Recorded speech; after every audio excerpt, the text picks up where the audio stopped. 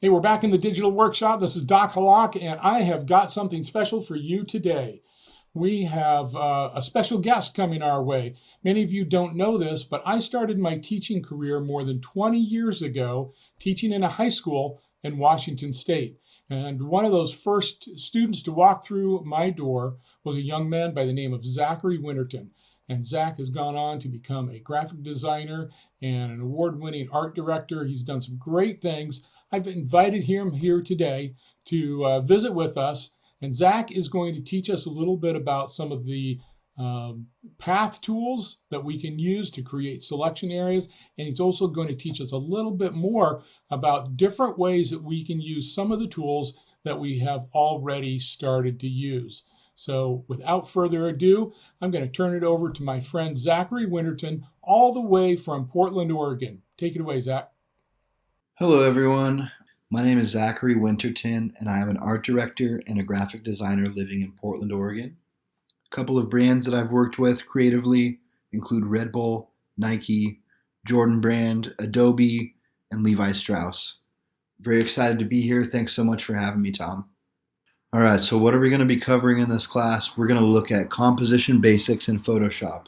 We're going to talk a lot about the pen tool, mastering that. We're going to look at masking. We are going to look at adjustment layers, layer styles. And the reason we're doing all of these is to learn more about the concept of non-destructive editing.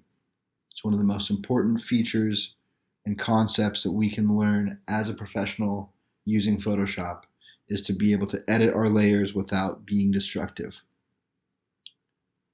All that being said, I'm also including a cheat sheet here with keyboard shortcuts. One of the most important things I have ever learned in my 10, 15 years of being creative and using Photoshop and using Adobe products are keyboard shortcuts.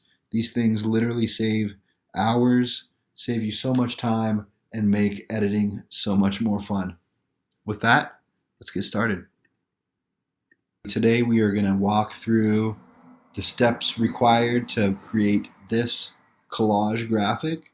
We're going to talk about a number of different tools in Photoshop. So before we actually jump in and use the pen tool to mask out the shoe, let's start with something a little bit easier, just to kind of get a feel for the mechanics of the tool. It'll be much less frustrating when we jump into the shoe if we have a little bit of a baseline to work off of. So let's go and grab bball_background. Let's just drag it right into Photoshop here. All right, so now that thing is opened, let's start by just unlocking the layer. And we'll grab our pen tool either over here on the left or by pressing the letter P as in Paul on the keyboard. Let's zoom in a little bit to get a better view of what we're masking out. So essentially we're just wanting to get rid of the white background. And there's a few different ways that we could do it, some easier ways, but the purpose of this exercise here is to actually familiarize ourselves and our hand with the nuances and the motions of using the pen tool. So let's start right here. We'll just click, and it builds the first anchor point. The next step is we'll actually click, hold, and drag, and you'll start to see that it's what's called a Bezier tool. And if you go up and over, it starts to drag it that way. If you go down, just click and hold and drag the whole time, you're going to see that it starts to build a line. So the key to getting a really crispy, clean mask, a professional mask, is to just line it right up here with the edge of the item. So that looks pretty close, so we'll go ahead and let go. We have our first two anchor points, one here on the left, this one right here. Before we build our next segment of the anchor points, let's option and click on the second anchor point there. So that will just give us a clean line to start with here. So we'll click in the next spot, drag down. So this one, you go a little bit down and just over to the right. And then when you let go, you'll see you're starting to get this really crisp line coming around here. So option click, we'll bring it back over here to this other segment, click and drag, and boom, got it there. Option click, we'll drag it out here, Option click. We'll go to the next segment. Don't worry about these little bumps here. We'll get those cleaned up here after we build the full mask. Option click. Bring it over here. Got that. Option click. Press and hold and drag it around until it feels like it's right on that edge there. Press and hold. Now we're going to close it out. You'll see that it starts to bring a little circle icon next to the pen tool.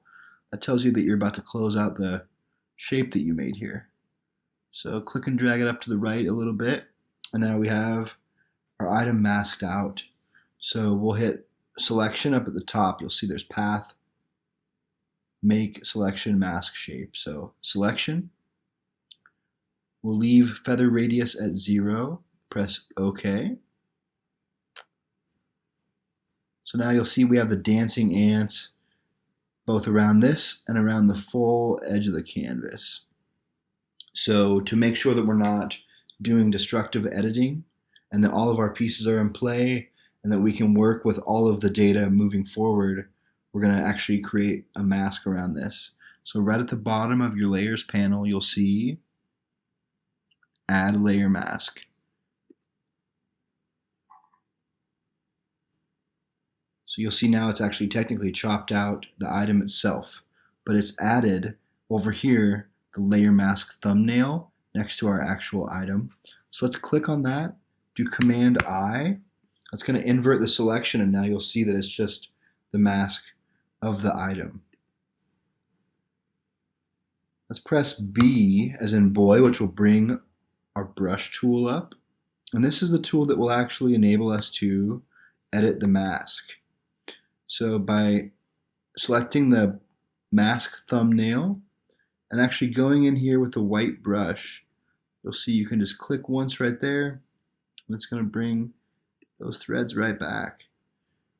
If it starts to get a little bit too far, we'll get a black brush and just click again, and we'll just clear that right out.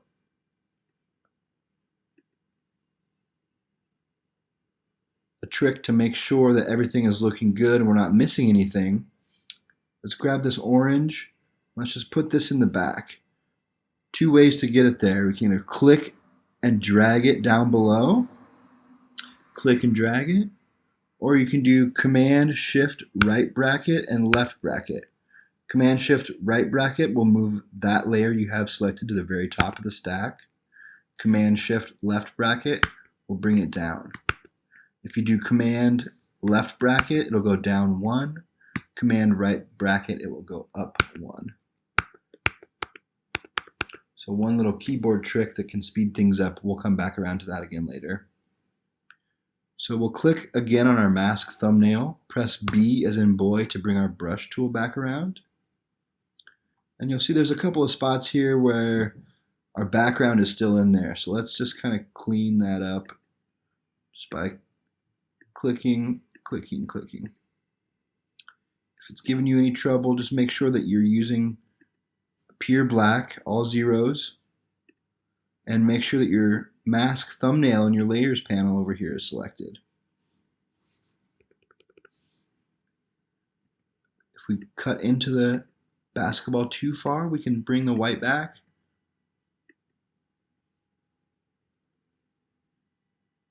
Little bump here, we'll get rid of that with using the black. So there's a little bit of background still here, so we'll just kind of brush this out here real lightly. And if we make a mistake, if we go way too far in, just hit Command Z. Honestly, sometimes my left hand just sort of hovers over those two keys just to make sure that I'm not making a horrible mistake. The cool thing is we can always go a step back, we can always go a step forward. So we'll just kind of clean up this little spot right here.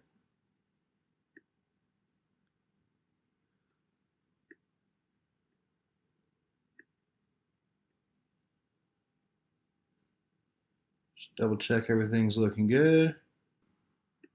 So let's delete the orange layer, and we'll just export this as a PNG. So we can go export, quick export as PNG, and we'll just get rid of this underscore background. We'll just call it bball.png, save.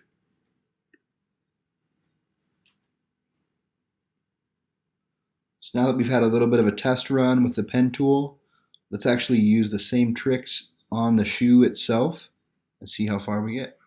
Before we start to really build out the composition, the first thing that we are going to need to do is to mask out and color the shoe. So let's go grab AJ1 underscore UNC. We can just drag it right into Photoshop here.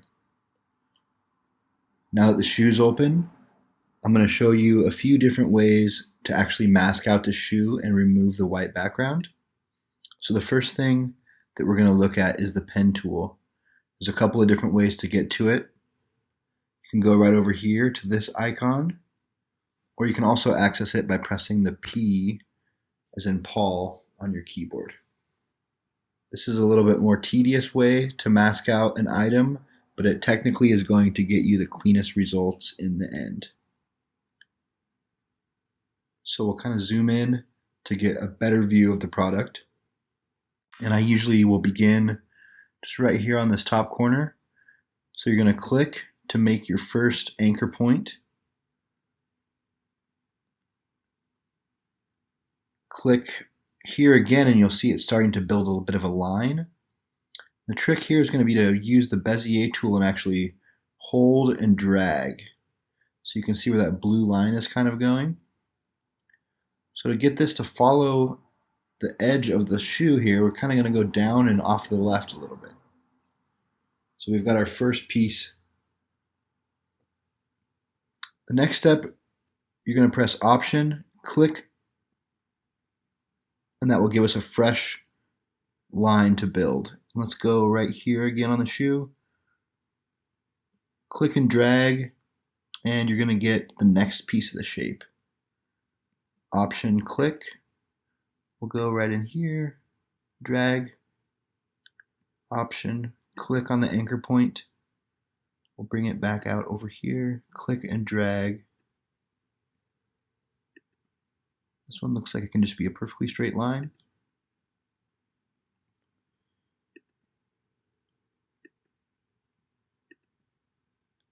And then we'll just keep going around the edge until we have the full shoe outlined.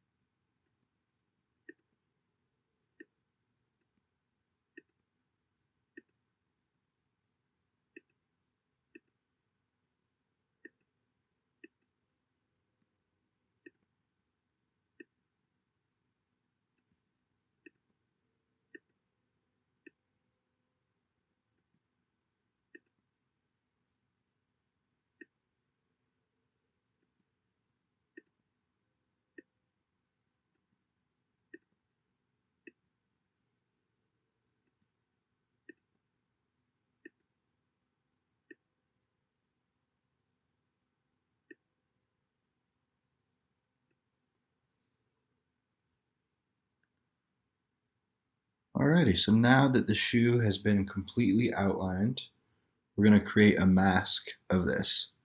One of the wonderful things about building it out this way is if a couple of these points are a little bit off, or some of the shoe is not in frame, you can actually go back and edit the mask later on. So this is a really great way to do non-destructive editing and keep all of your pieces in play and all of your puzzle pieces ready to be used at any point in the process. So up at the top in the menu bar up here, you're going to see Path, Make, Selection, Mask, and Shape. Let's go ahead and hit Selection. In this instance, we want a really crisp edge, so we'll leave that at 0 and press OK. Now you're going to see the dancing ants around the full canvas here. The next step, and one of the final steps to get this mask together, you're going to see at the bottom of your layers panel on the right hand side. Down at the bottom here, there's a tool that says Add Layer Mask. We'll hit that. So now you can see in your layers panel, you have the original image. Then you have this black and white section that's linked to that image. So let's double click on the black and white piece here. And that's going to pull up a new properties menu here that gives you a number of different tools that we can select and work through. In this instance, we're going to hit invert. And there's our shoe. One of the wonderful things about Photoshop is there's always multiple ways to accomplish your goals in here. So we just built a mask around the shoe using the pen tool, which is obviously very tedious yet very precise. I'll show you another way that we can build a mask that's a little bit quicker, maybe not always as precise, and could potentially need a little bit more cleanup work after the fact. But if you're doing a quick mock-up, you need to get an idea across quickly to a colleague or to a client, this is a great tool that I use all the time as well. So we're going to go in and use the quick selection tool, which is under here next to the magic wand. Let's use our right bracket to scale up this tool. You'll see it's a circle with a little dot right in the middle. So this is going to be a way that we'll click and hold, and you'll see it's sort of just sticking right to the edge of the product. And this image actually works really well because we have some really hard lines. You'll see right here where it's all white, sometimes it gets a little bit dicey. But this looks like it's actually capturing it really well. So we'll just keep clicking and holding and dragging it around the perimeter here just to make sure that we're getting the full shoe selected. Now there might be a point where it goes a little off the rails, like maybe right there we went a little bit too far. So the way to get rid of that is to press and hold Option.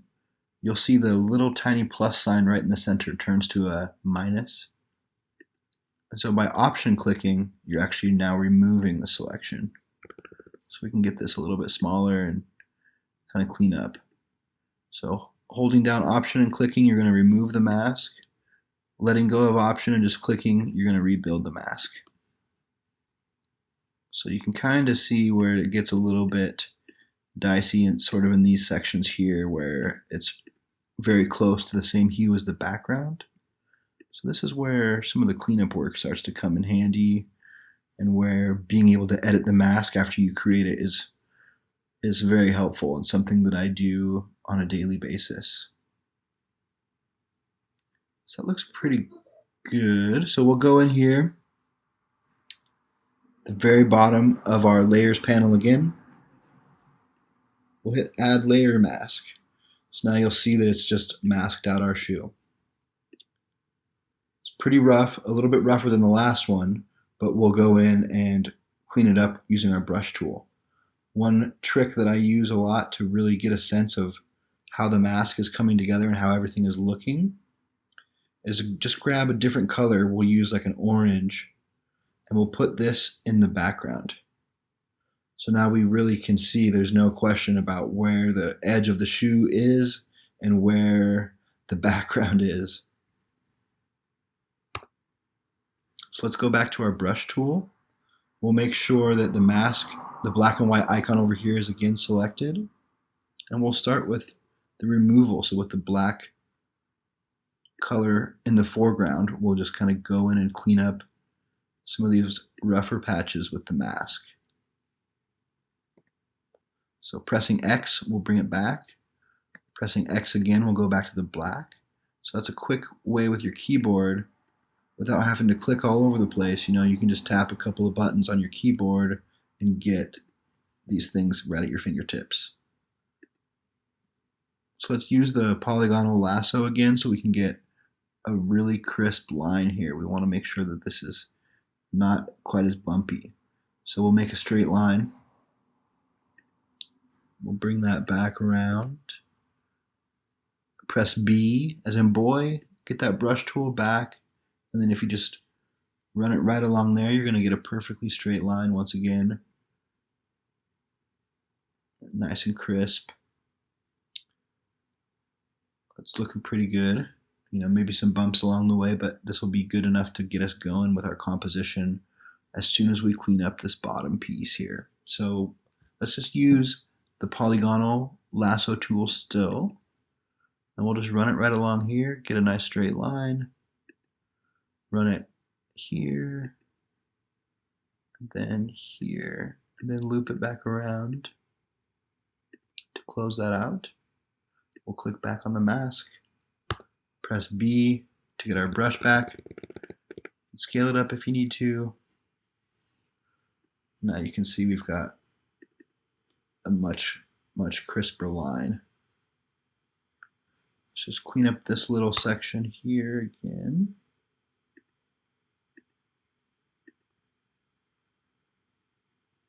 That looks pretty good. I think we're ready to move on to the composition. All right, so now that we've gone over 2 quick ways to mask out our shoe, let's jump into the next step and actually start building out our composition. So let's create a new file here. Do Command N. It'll pull up this dialog box. You have your width and height parameters. The sizing for this that we'll do is 2000 by 2500. Press Create. We have our new comp. So let's start by bringing in a couple of the pieces that we'll be using to create this. First and foremost, we'll bring in our background. So let's grab background paper.jpg. Just drop it in there, press enter, it's locked in. So since it's the exact same size as the composition, it's the right color that we want, we probably won't need to do too much with it. While it's highlighted and selected, let's go ahead and press the lock up here on the top. That'll just lock that layer. So now it's not going to get in the way of anything. If we're trying to click and drag something else, we're not going to accidentally bump into that layer. It's not going to cause us any trouble down the road.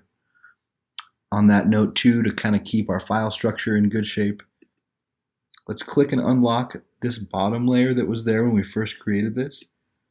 We can just drag it down to the garbage can here and just get rid of it.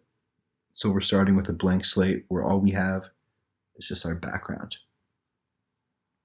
Before we get too far into this, let's do Command S. Make sure we save the file.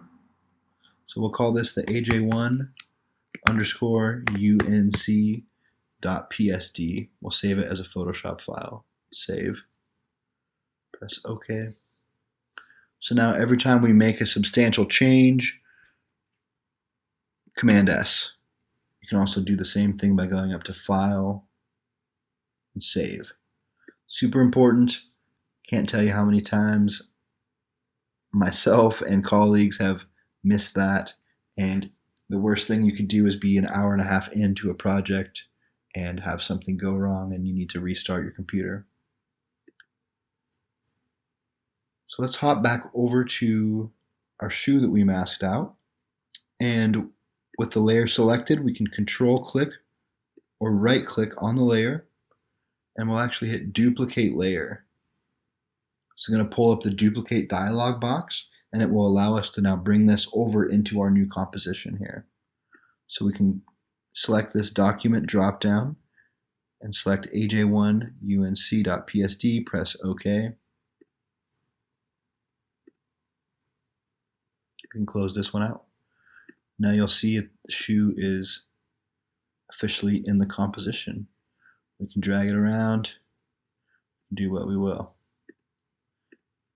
In the interim, let's do Command A, which will select everything, and that should bring up your transform controls along the top here. We'll click this one to center align it. We'll click this one to align it vertically as well. So we have it horizontally and vertically centered in our canvas. It's always just kind of a nice starting point to get the ball rolling here. So now that we have everything onto the canvas, we'll work to build out our composition. The key here is going to be to make sure everything is well balanced, and we're going to build this composite piece and have it kind of bloom from the center of our canvas. So let's start by bringing our sneaker that we clipped out, let's bring that up to the top. A couple ways to do that. You can either drag it up, or as we discussed earlier, you can do Command right bracket, and that will bring it up.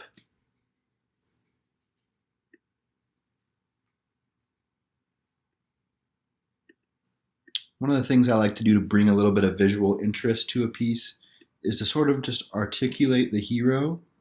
So let's sort of just tilt it, give it a little bit of personality, a little bit of character here.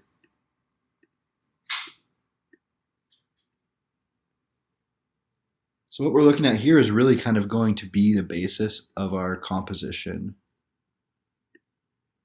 To give it a little bit of visual intrigue, let's sort of articulate the dot grid a little bit as well. Just give it a slight twist.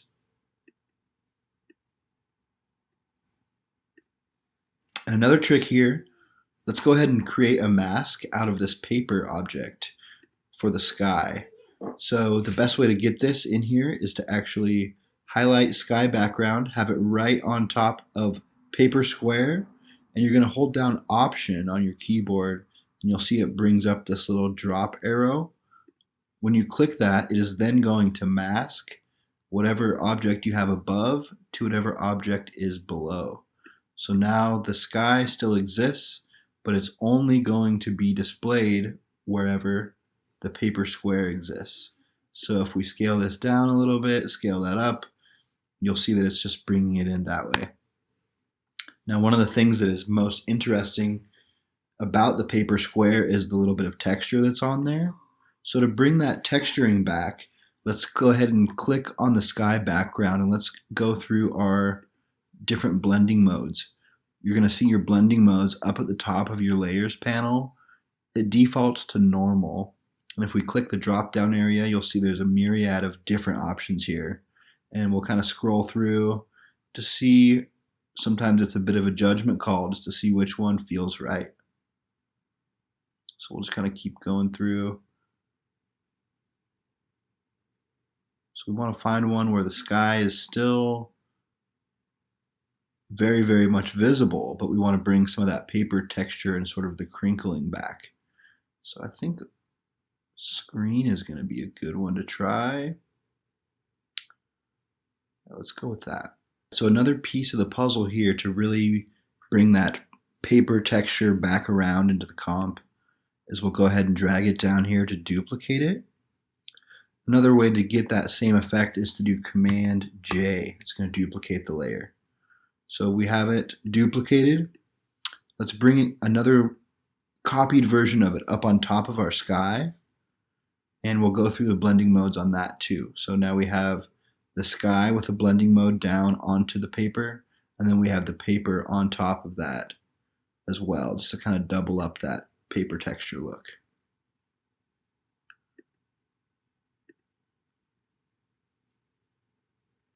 So we've got that in a pretty good spot. We can still see the paper, we can still see the clouds. let's click on sky background again.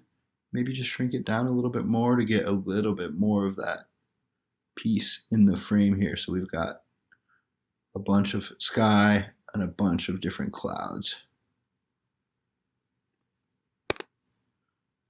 So now we've got that in, let's go ahead and highlight paper square. Hold down shift and we can select multiple layers. We'll select sky background. We'll select paper square copy. And let's do on our keyboard Command G as in Greg. And that will give us this all in a nice little group right here. And just to keep everything nice and organized in our layer panel, let's go ahead and give that group a name. So we'll call this paper sky.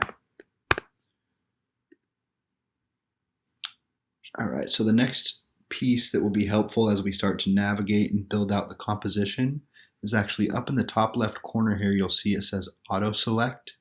It defaults to layer usually. Let's go ahead and switch that over to group. So now we can click here and it's going to move this whole group around. We don't have to worry about just grabbing one layer at a time out of there. So let's kind of bring this kind of in this section here. Let's give it a little bit of a tilt over to the left, just a little bit of character. Cool. I like that spot right there. I actually like kind of where that basketball is hitting too, so we'll leave that there. For our dot grid, we'll kind of bring it up a little bit here. Let's grab now the court.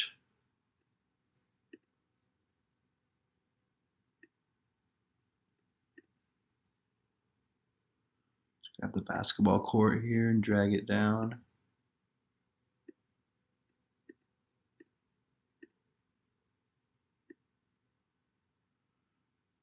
And we'll give this a slight articulation as well.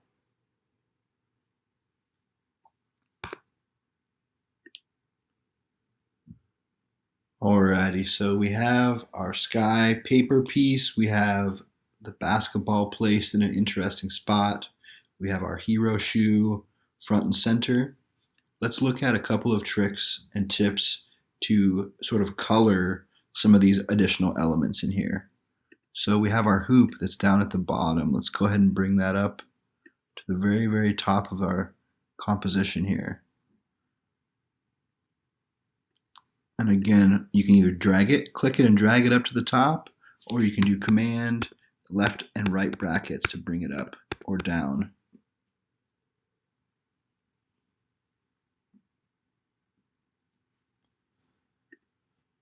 So we have our hero shoe front and center.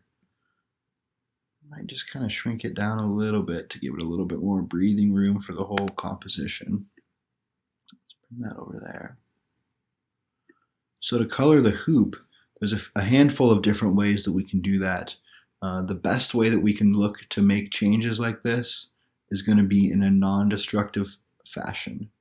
So in this instance, you'll see we have our effects module down here at the bottom of the layers panel. Let's go ahead and click that. And you'll see we have color overlay. So this is going to apply a color overlay just to that specific layer. And using this tool, the eyedropper, we can go through and actually find a color from the comp. So that's one way to add color to an element. Maybe drop the opacity a little bit so we're still getting some of the true nature of the hoop in there.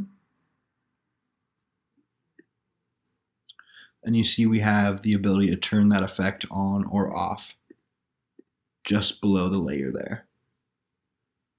Another way to work on the color of a layer is going to be by adding an adjustment layer right above it.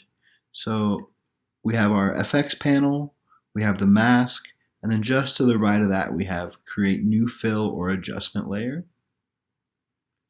So we click on that, you'll see there's a myriad of options there as well, but let's do hue, saturation. And there's a bunch of different tools in here, but let's click the colorize checkbox. Let's bring the lightness up a little bit, and then you'll start to see it's coloring everything behind our hero graphic. And so the reason that it's changing everything below there is because it's set to just change everything in the layer stack. So if we actually hold Option and click, it will apply now just to our hoop.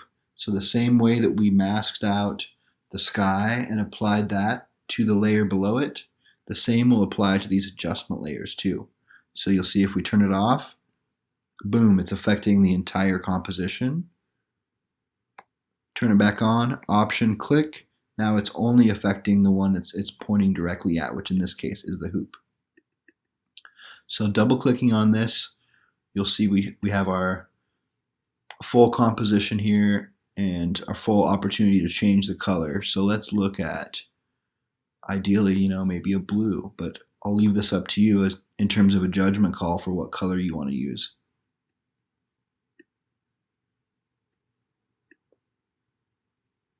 So the difference between changing the hue is you're actually just impacting the piece. Whereas before, when we were doing a color overlay, it was literally just stamping that color on top. So when you're doing the hue, you're almost like dragging a color around the actual piece. It's not going to impact the data that's there. So you'll see all the shadows, all of the screws, all of the nuances of that layer are still intact, but we're just actually just changing the hue there.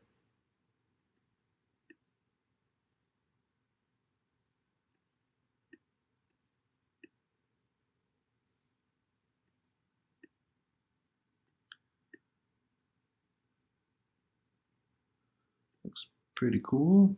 All right. So let's get back over here, bring this down to kind of rest on top of our hoop, almost like it's a sky backboard.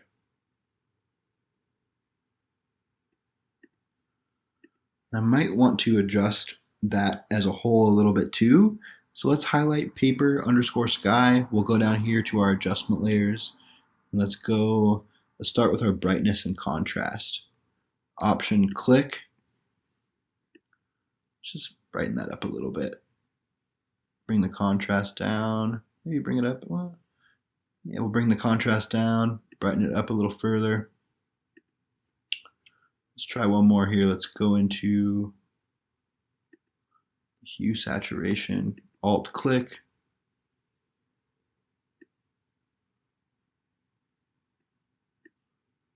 Bring up the hue a little bit further. Lighten that up. All right, that's feeling pretty good.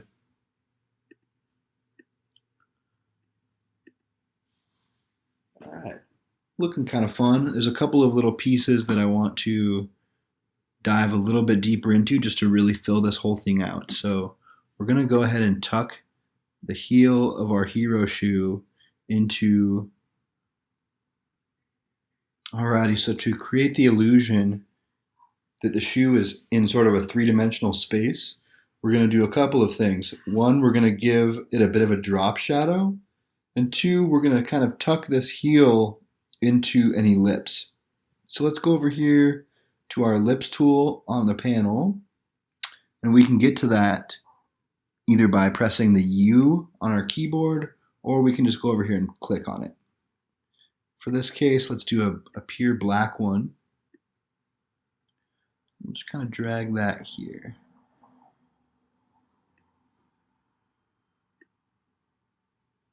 If you hold down Shift, you can actually drag it up that way while you're.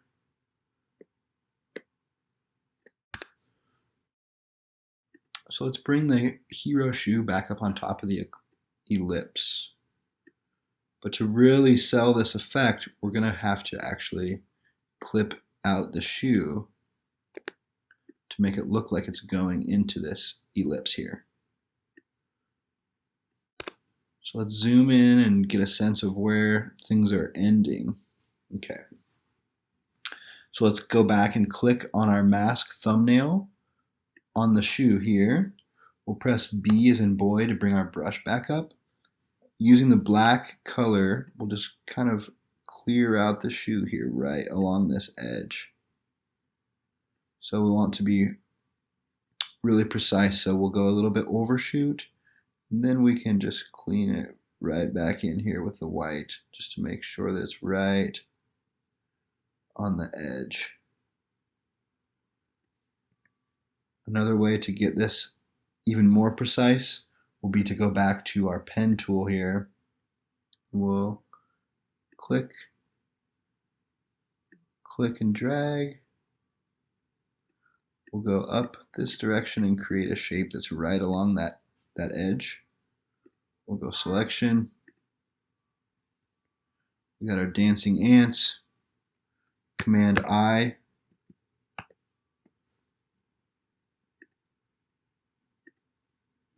Shift Command I to invert the selection there. And now we're just painting it right back on.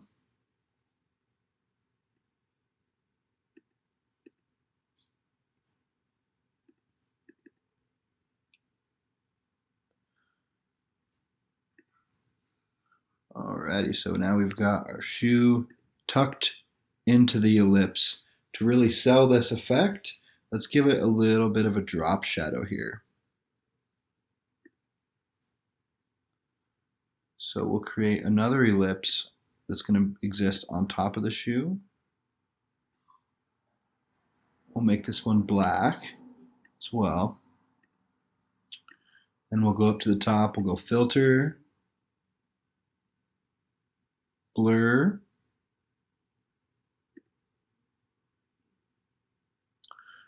we can rasterize this here. So now you can see it's starting to blur this out. It's kind of looking like a bit of a shadow. It's pretty good, I like that setting. We'll drag it out here. And sort of tilt it like the shoe to make it feel like it's really hitting on the shoe itself. And that the shoe is tucked into this ellipse. Okay, so now let's go back over to our layers panel. We'll do Option click. So now it's masked to only appear on the shoe itself. So now we're looking like our shoe is actually tucked in there. Let's go ahead and work on one more piece of the puzzle, which is going to be giving it a little bit more depth. So let's highlight our AJ1. We'll do Command J to duplicate the layer. And let's grab the one that's down below here. And Control click or right click. Convert to Smart Object. We'll go into our adjustment layers, go to Hue, Saturation, and let's make this thing very dark. So the key here is we're going to turn it into kind of its own blurred drop shadow. If we select both of these by holding Shift and clicking, we can do Command E. It's going to merge those two layers together. So now you can see in the preview panel, it's just a dark black silhouette of the shoe. With it highlighted, we can use our arrow keys to kind of click it down and click it over and just sort of see where we want it to exist. That feels like a pretty good location for it. Filter, let's just do the exact same blur that we did before. It's going to be right at the top of your filter gallery. Alrighty, so now you can see it's kind of all over the place, but we really only want this shadow to exist down below here. So let's press E on our keyboard, which will bring up the eraser tool, and the right bracket on our keyboard, which will scale up the eraser. And we're going to just go around and get rid of all the shadow up here. We're going to get rid of the shadow down here as well.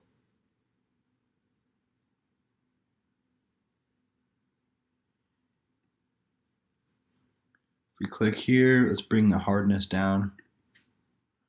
So we'll give it a little bit more of a realistic look and feel. That looks pretty good. So let's go ahead and go back over to our layer panel, and we'll bring the opacity down a little bit on that, just to really sell that.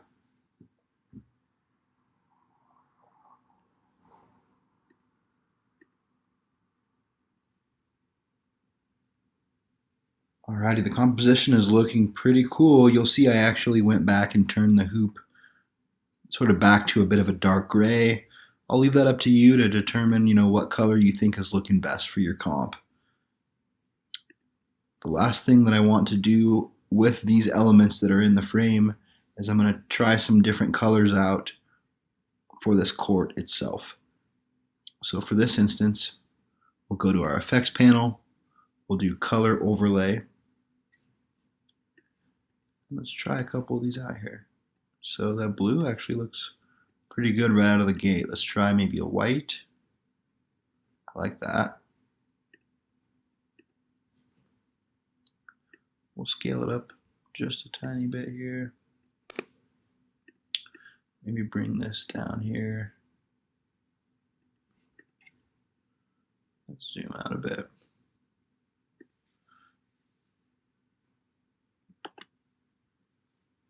This composition overall is feeling pretty good. We have a minimalist, sort of surrealist collage in place. It's all sort of blooming out of the center of the asset. The last two things I want to look at is the ability to add sort of a layer of noise over the top of the full piece. So let's add one new layer, which is this button down here at the bottom of our layer panel. We'll make this layer white and grab our paint bucket tool. You can either click the bucket over here on the toolbar, or you can press G as in golf on your keyboard. Click that. So now we have obviously a pure white layer. We're going to go up to Filter, Noise, Add Noise. We'll keep it monochromatic and uniform, and we'll do we'll say 200. That should be a good amount. And let's click on the different blending modes, and we're going to kind of scroll through here and find one that by default is not going to be too heavy. I think soft light is going to be the one. So you'll see it kind of gives it this vintage texturing. It might be a little bit heavy-handed at current, so let's click on opacity and just sort of drag it down. So the key here is we're just wanting to give it just a little bit of texturing and a little bit of noise.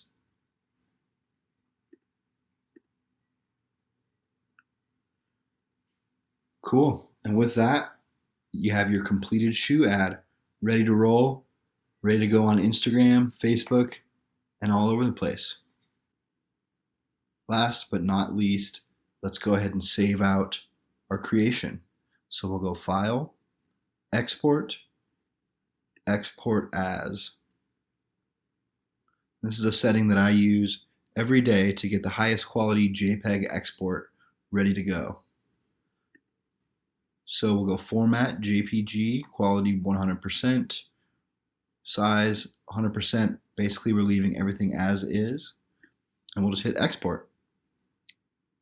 Choose the location you would like to save it.